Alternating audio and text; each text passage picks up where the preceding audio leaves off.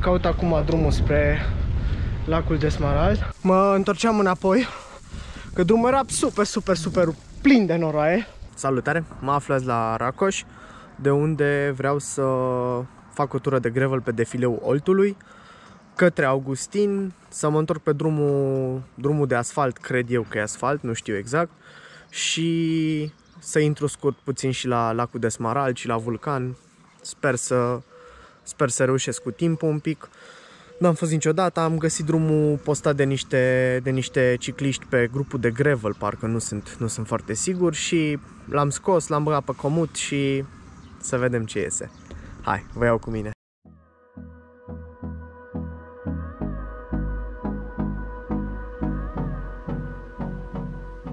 Bun, am lăsat cetatea în spate și am pornit către intrarea pe traseul de gravel.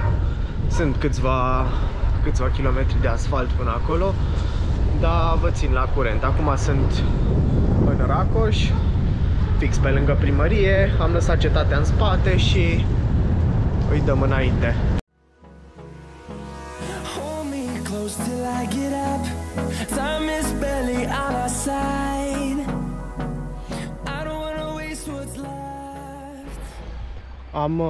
Am ajuns la Olt, sunt la vreo 2 km de Racoș și după ce treceți Oltul se face stânga și începe drumul. Sper din tot suflet să nu mai fie asfalt. Aici e ceva șantier, că se reabilitează linia de cale ferată și sper să fie gravel, așa cum am regăsit eu în postarea colegului, dar vedem, până aici e asfalt. E foarte frumoasă zona, tipicul gunoi de pe Olt, dar asta e. Spre fericirea mea e gravel și nu e asfalt, dar e un drum care pare destul de recent reabilitat și arată foarte bine, așa că începem traseul propriu zis și sperăm la cadre frumoase. După cum ați văzut, primii kilometri au fost cu ceva șantier, dar drumul foarte bun. Câteva gropi aici pe acolo, dar a fost foarte ok. Iar acum drumul arată așa. E un pic cu pietre mai mari, dar e destul de acceptabil.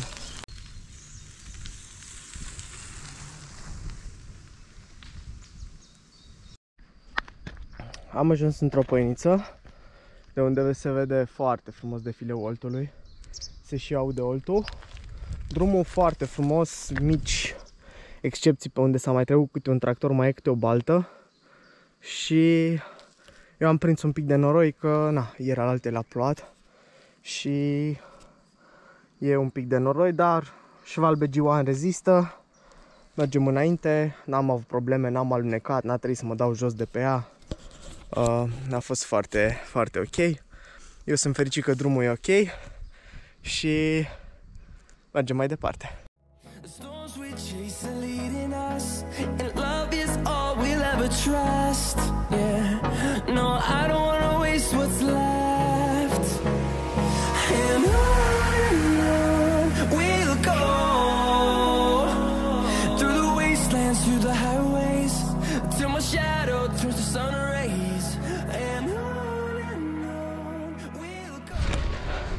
De acolo, de sus din Poieniță, am ajuns aici jos în defileu. Se vede așa frumos și coborârea a fost pe măsură. Aici, sunt ceva bălți. Un bun prilej să-mi curăț și eu cauciucurile și mergem mai departe.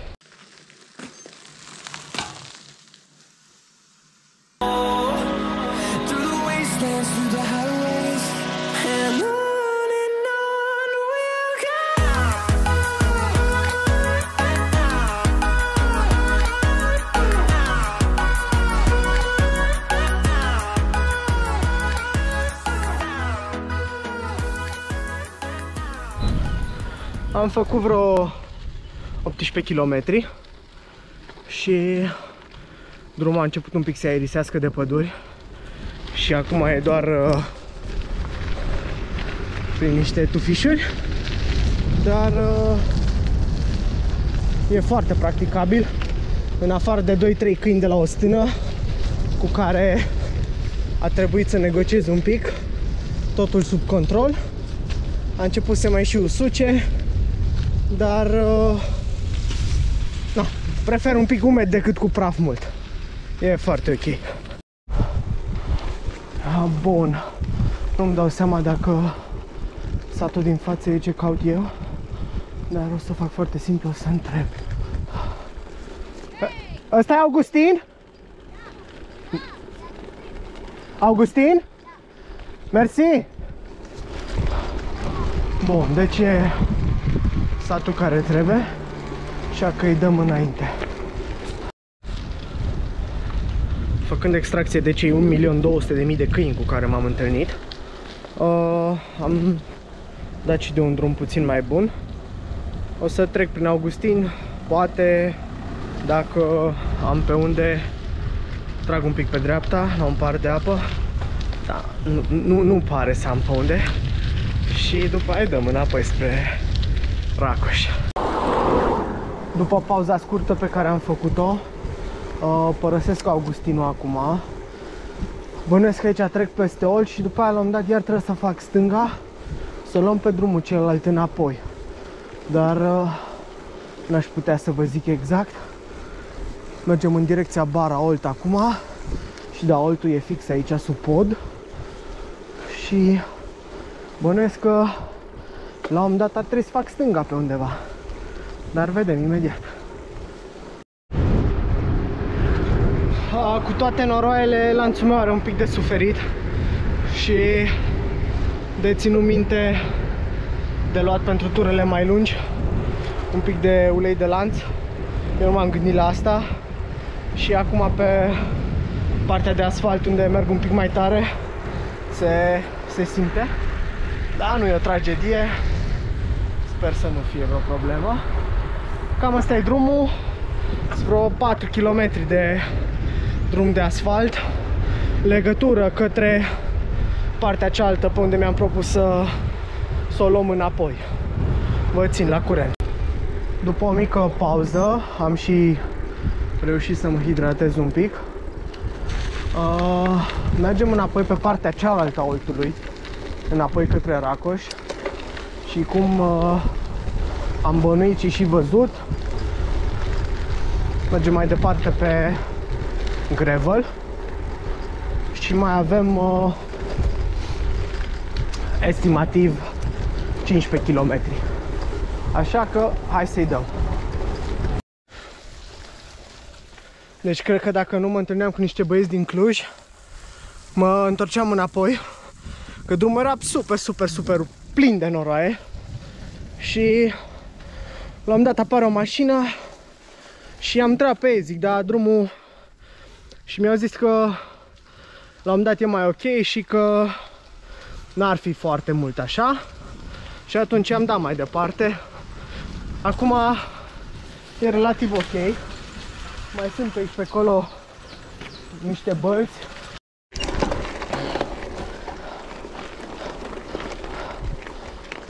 Bun, am ajuns din nou la o trecere cu calea ferată,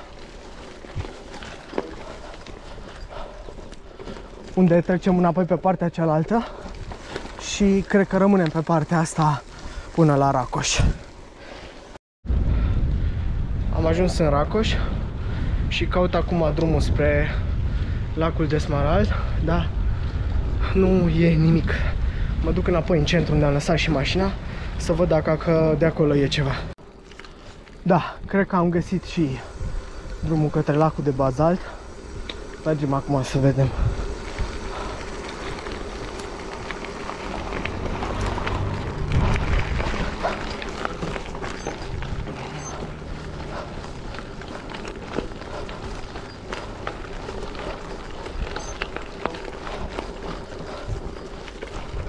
Bună ziua! Bună ziua, bine ați venit! Bună ziua! Cât trebuie să achit? 25 de lei. Sigur? Un moment. Ați fost și la castel? Nu.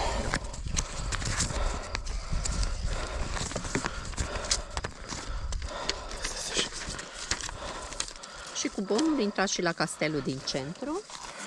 Mulțumesc. O zi frumoasă, vă dorim. Asemenea și noastră. Ah, ne-am uitat. Cât mai e de aici până la lac? 1 kilometru. 1 kilometru. Ah, ok. Poze se pot face, da? Și acolo sunt și coloanele de bază. Da, am văzut pe net. Am înțeles. Bine, vă mulțumesc. Bun, ca să puteți să vizitați lacul, trebuie să achitați 25 de lei. Și am înțeles că mai e aproximativ 1 kilometru din această parcare până acolo. Și cu același bilet puteți să vizitați și castelul care este în centrul Racoșului. Se ajunge după drumul ăla, după ce plătiți, se merge până aici, se ajunge la o parcare, o grămadă de chițibușeri în alea, stegulețe, jucării de vânzare. Aici bicicleta mea, care din păcate a văzut și vremuri mai bune, la fel și echipamentul, dar se spală. Fac o mică pauză și mă duc către lac. Sper să fie pe placul meu. Adică să nu fie nimic de văzut, dar pare interesant.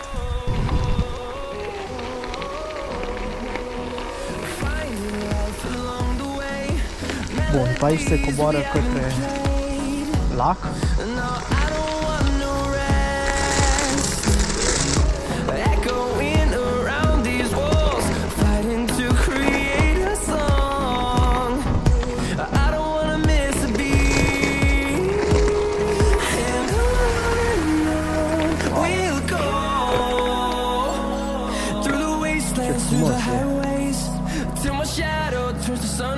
Gata și cu pauza mică la lac. Mă întorc înapoi spre Racoș, unde sper să reușesc să găsesc ceva de mâncat. Deja s-a încălzit dimineața, era destul de răcoare și ca să nu-mi iau mai multe cu mine, mi-am luat doar asta cu mânecă lungă. Dar acum deja s-a încălzit. Mergem înapoi spre Racoș, nu știu, cred că-s vreo 2 km până la mașină și poate pe acolo prin zonă găsim și ceva de mâncare, că erau ceva variante de... Am ajuns în Racoș și când am venit încoace am văzut că există ceva, nu știu, ceva care vinde ceva de mâncare ce e local, dar nu e restaurant, nu știu cum vreți să-l numiți. Și o să mă duc să încerc să găsesc acolo ceva de mâncare și după aia o să plec spre casă.